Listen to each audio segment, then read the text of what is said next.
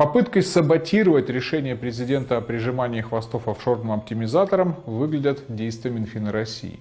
Профильное министерство во главе с Антоном Силуановым отложило введение запрета на вывод дивидендов без налогообложения до начала 2024 года, что вновь поднимает вопрос о том, на кого работает сидящая во власти российская либерта. Очень спорное решение в конце июля принял Минфин. Напомню, ранее Владимир Путин предложил внедрить 15% налог на вывод дивидендов в офшорные зоны. И правительство быстро перешло к решительным действиям. Например, направило Республике Кипр письмо об изменении соглашения по налогообложению. Несколько месяцев шли переговоры, киприоты не соглашались, и это привело к тому, что на днях Россия разорвала соглашение в одностороннем порядке. Казалось бы, все идет по плану, который предложил президент.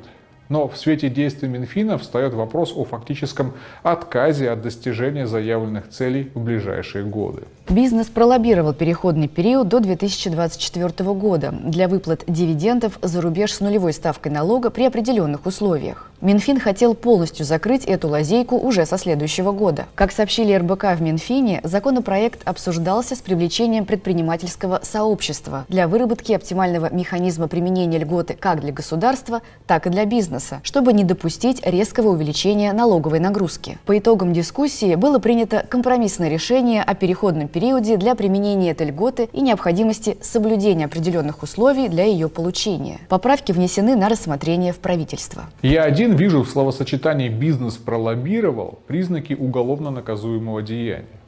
Напомню, это в США лоббизм узаконен, а у нас он вообще-то называется коррупцией.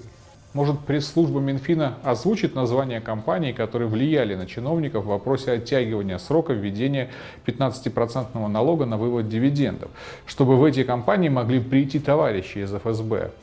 По-моему, российский либеральный Минфин вообще попутал берега. Мы прекрасно знаем, чем оборачивается вывод денег из России в офшоры без всяких налогов. А кто не знает, тому нетрудно узнать, почитав о последствиях аварии в Арктике, вызванной наплевательским отношением руководства компании Норники.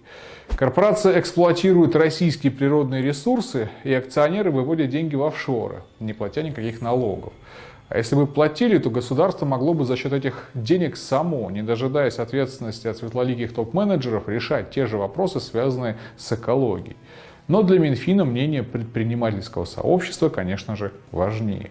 Что вкупе с недавними предложениями об усилении накала приватизации характеризует этот самый Минфин в качестве лакеев крупного бизнеса. В период до 2025 года количество компаний с государственным участием должно сократиться в 1,5 раза, до 961 предприятия. Такие цифры содержатся в плане деятельности Министерства финансов России на 2020-2025 годы. Ведомство собралось последовательно бороться с государственным участием в экономике. В 2020 году число госкомпаний должно упасть до 1465, в 2021 до 1319, в 2022 до 1187 и в 2023 до 1068. Мало России было приватизационных махинаций и их последствий.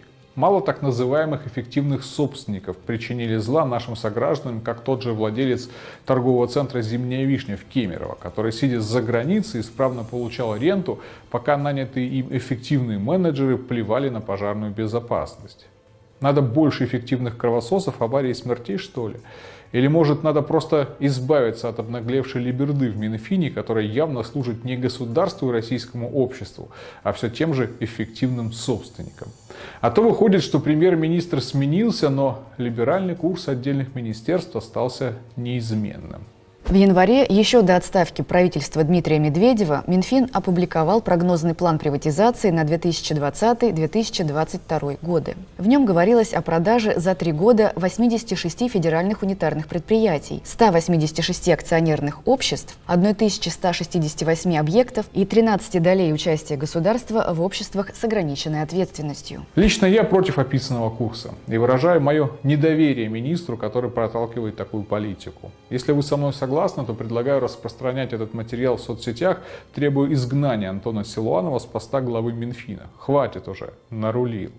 Пусть уступит пост тому, кто будет выполнять распоряжения президента России, а не саботировать их.